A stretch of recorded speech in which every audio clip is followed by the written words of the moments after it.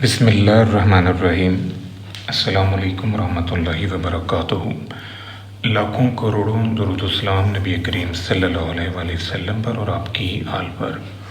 आज बेटा हमने मेमोरी लेस प्रॉपर्टी को प्रूव करना है फॉर ज्योमेट्रिक डिस्ट्रीब्यूशन। इंतहाई इम्पोर्टेंट वीडियो लेक्चर है। इसकी अहमियत का अंदाज़ा आप इस बात से लगा सकते हैं कि जितनी भी डिस्क्रीट डिस्ट्रीब्यूशंस हैं उनमें वाहद ज्योमेट्रिक प्रोबेबिलिटी डिस्ट्रीब्यूशन है जहां मेमोरी लेस प्रॉपर्टी होल्ड करती है, और किसी डिस्ट्रीब्यूशन में ये मेमोरी लेस प्रॉपर्टी का कॉन्सेप्ट नहीं है।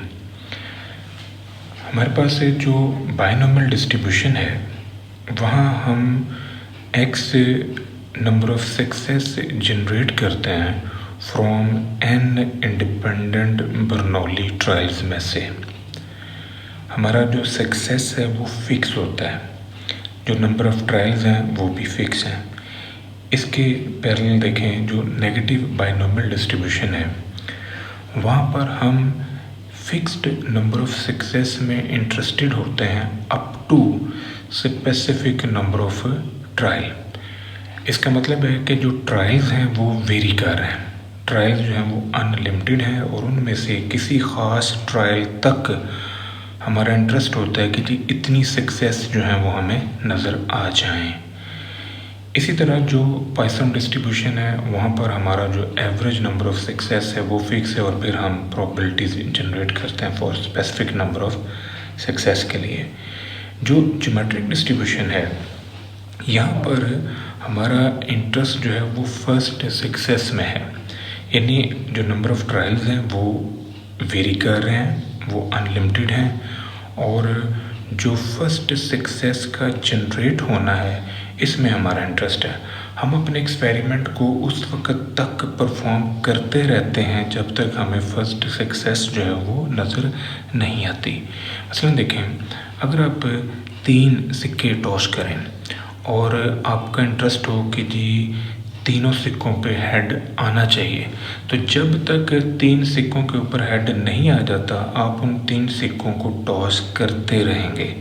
हो सकता है वो पहले ट्रायल पे आ जाए, हो सकता है वो दूसरे पे आए, हो सकता है वो तीसरे, चौथे, 10वें, 20, 50वें पे आ जाए। पता नहीं किस ट्रायल के ऊपर आपको तीनों सिक्कों पे हेड नज़र आना है। अब ये देखें, यहाँ से वो जो मेमोरी लेस का कॉन्सेप्ट है ना वो आपको मिलेगा। वो कॉन्सेप्ट क्या है? हो सकता है कि वो जो सक्सेस है वो पहले ट्रायल पर मिल जाए, और ये भी हो सकता है कि वो सक्सेस है 10वें ट्रायल पे मिले। ये भी हो सकता है वो सक्सेस जो है वो आपको कहीं दूर 50वें ट्रायल पे जाके नज़र आए। तो अब जो टाइम लग रहा है, यानी पहले ट्रायल से लेके 50th ट्रायल तक जो आपने टाइम लगाया है ये मैटर नहीं करता। आपका रिज़ल्ट मैटर करता है कि तीनों सिक्कों के ऊपर सक्सेस नज़र आनी चाहिए। इस वजह से इसे हम मेमोरी लेस प्रॉपर्टी कहते हैं कि यहाँ टाइम मैटर नहीं कर रहा। मैथमेटिकली हम इसे इस फॉर्म में लिखते हैं। ये हमारे पास मेमोरी लेस प्रॉपर्टी की इक्वेशन है फॉर ज्योमेट्रिक डिस्ट्रीब्यूशन है। हम लेफ़्ट साइड को अलग प्रूव करेंगे, राइट साइड को जो है वो अलग प्रूव करेंगे। यहाँ पर ये बात आपने ज़हन नशीन रखनी है कि ये जो memory less property for geometric distribution है ये 2 पॉजिटिव इंटीजर्स की सूरत में प्रूव होती है। हमारे पास जो प्रोबेबिलिटी मैथ फंक्शन है फॉर ज्योमेट्रिक डिस्ट्रीब्यूशन वो ये है। पी आपके पास प्रोबेबिलिटी ऑफ सक्सेस है, क्यू जो है ये प्रोबेबिलिटी ऑफ फेलियर है, एक्स नंबर ऑफ ट्रायल्स हैं।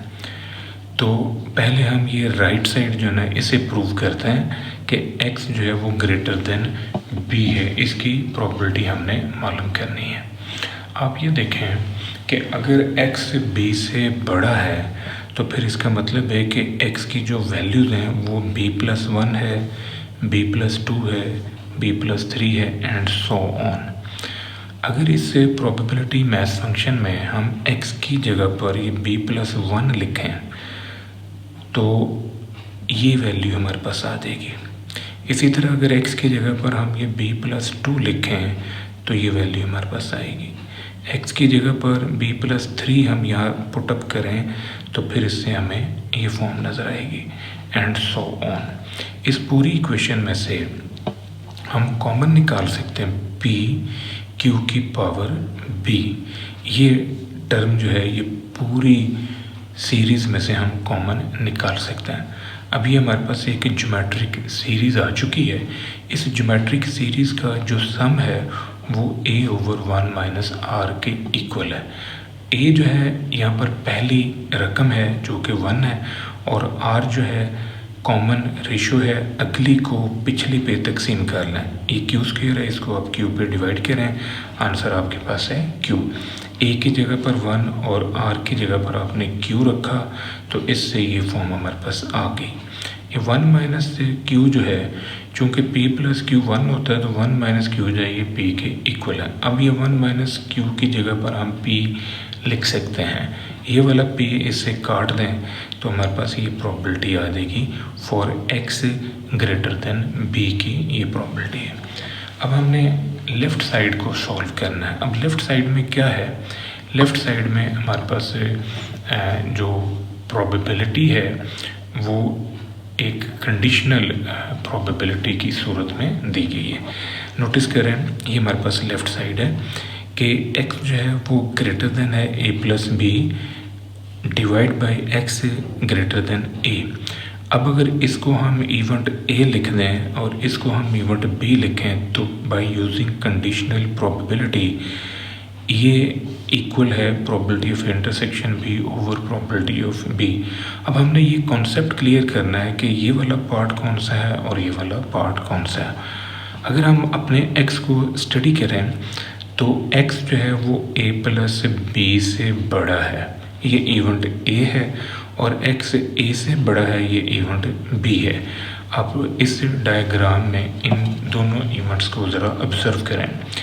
नीचे वाला इवेंट है x ग्रेटर देन a कि x जो है वो a से बड़ा है। अब a से बड़ा है तो ये सारा आपके पास क्या है, इवेंट b है। उसकी वजह ये है कि इस पार्ट के अंदर आपका x जो है वो a से बड़ा है, इसको मैंने इवेंट b लिखा है।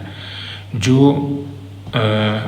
ऊपर वाला पार्ट है x ग्रेटर देन a+b कि आपका x जो है वो a+b से बड़ा है, इसको हमने इवेंट a लिखा है। अब a+b होल्ड कहाँ होता है, नोटिस करें अगर ये a है और ये b है तो a+b इन दोनों को प्लस करके जो टर्म निकलती है वो यहाँ से फ़र्ज़ करें कि शुरू होती है। इसका मतलब अब आपका इवेंट a जो है वो इस पॉइंट से बड़ा है, मतलब इवेंट a जो है वो a+b से बड़ा है। ये ऊपर वाला पार्ट जो है ये a है, ये सारा पार्ट जो है ये b है। अब इवेंट a और b में जो कॉमन पार्ट आ रहा है वो आपका ये शेडेड एरिया है। ये जो शेडेड एरिया है ये कॉमन पार्ट है जो कि a इंटरसेक्शन b है। अब हमने प्रोबेबिलिटी निकालनी है for a intersection b and probability for event b।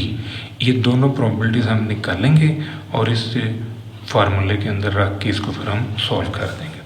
हमने अभी जो प्रूव किया है वो ये है कि x की वैल्यू b से बड़ी है। ये प्रोबेबिलिटी हमने निकाली और इसका आंसर आया q की पावर b।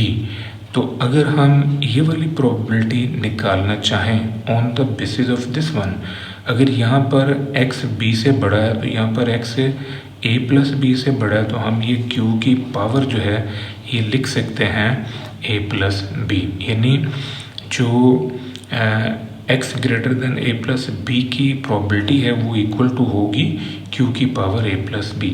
अब यहाँ पर आपने ये कीमत रख दी।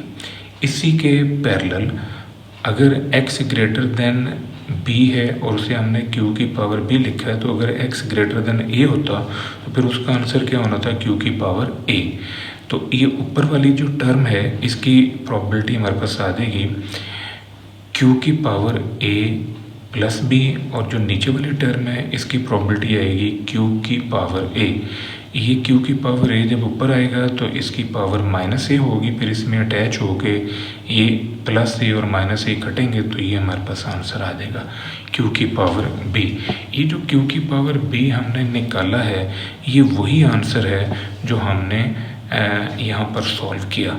इसका मतलब है कि हमारी जो लेफ़्ट साइड है वो राइट के इक्वल आ चुके हैं। यही मेमोरीलेस प्रॉपर्टी कहलाती है कि ज्योमेट्रिक डिस्ट्रीब्यूशन के अंदर फर्स्ट सक्सेस के अक्कर होने में टाइम मैटर नहीं करता। ये था बेटा आज का हमारा लेक्चर, तो हमें याद रखिएगा। इंशाल्लाह अगली वीडियो के साथ फिर हाजिर होंगे। फ़ी अमान अल्लाह।